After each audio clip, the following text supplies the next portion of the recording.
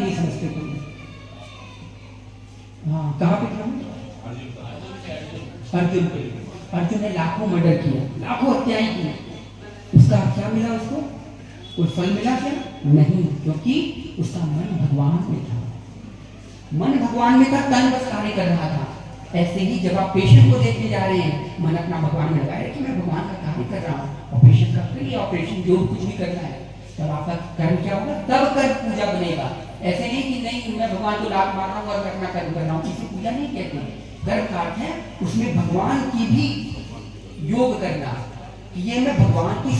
इसलिए रोना बहुत आवश्यक है। कभी कभी आपने देखा होगा कोई स्त्री या कोई व्यक्ति नहीं रोता है तो उसे जबरदस्ती रुलाया जाता है, रो रो, अगर नहीं रोएगा फिर या तो गया काम से।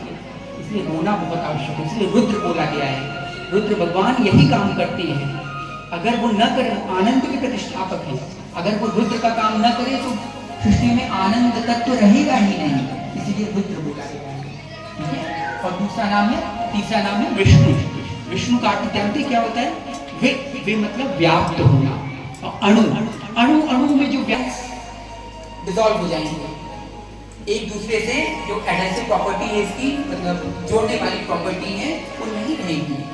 न ये मेरे साउंड वेव को लेगा, न इसे इलेक्ट्रॉनिक फॉर्म में कन्वर्ट करेगा, फिर आपके पास दूसरे फॉर्म में भेजेगा, ये नहीं कर सकता। ये सब इसी सब के कारण है। विष्णु का क्या अर्थ हुआ? जो अणु अणु में व्याप्त है, उसे बोलते हैं विष्णु।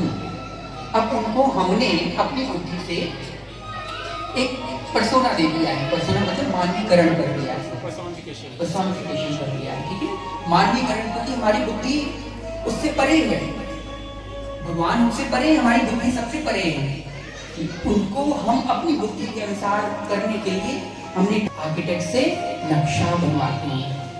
तो क्या नक्शा वो आपका मकान है? नहीं है ना। लेकिन नक्शे के अनुसार अगर हम चलेंगे तो हमें क्या बन जाएगा? इतना बड़ा मकान बन जाता है ना।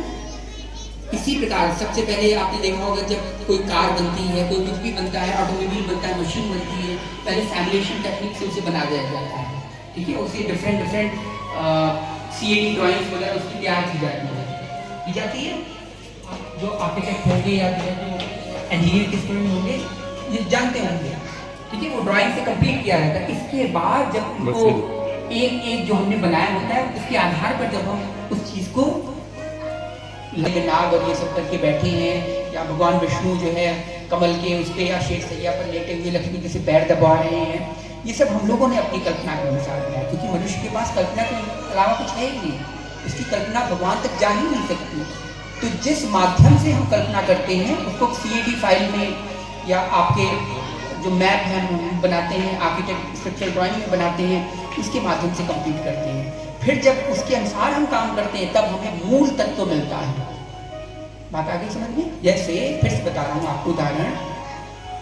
आपको कहाँ जाना है? यहाँ से ताजमहल जाना है आपको। ठीक है।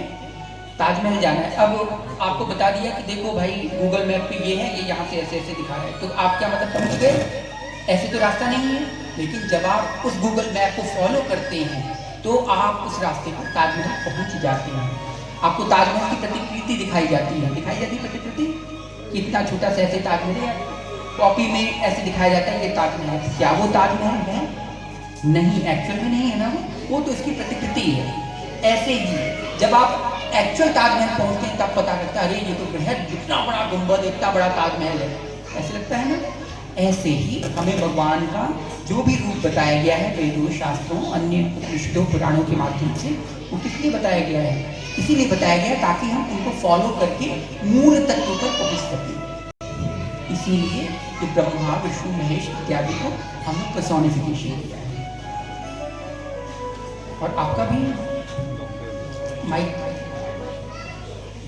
अच्छा मैं महाराज जी आपने बताया कि शिव निराकार है, शंकर जो है वो रूप है, इसलिए जो आप जीव है ना वो शंकर है।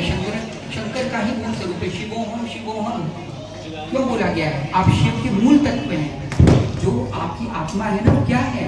ईश्वर अंश जीव अविनाशी, सुख की राशि है आनंद। और आनंद क्या है? आनंदो ब्रह्मेति विजानात आनंदद्वय खल विमानि भूतानि जायन्ते।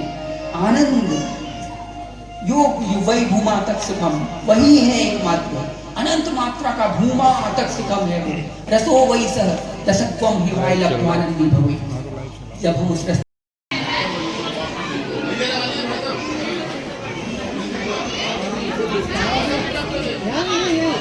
एक मिनट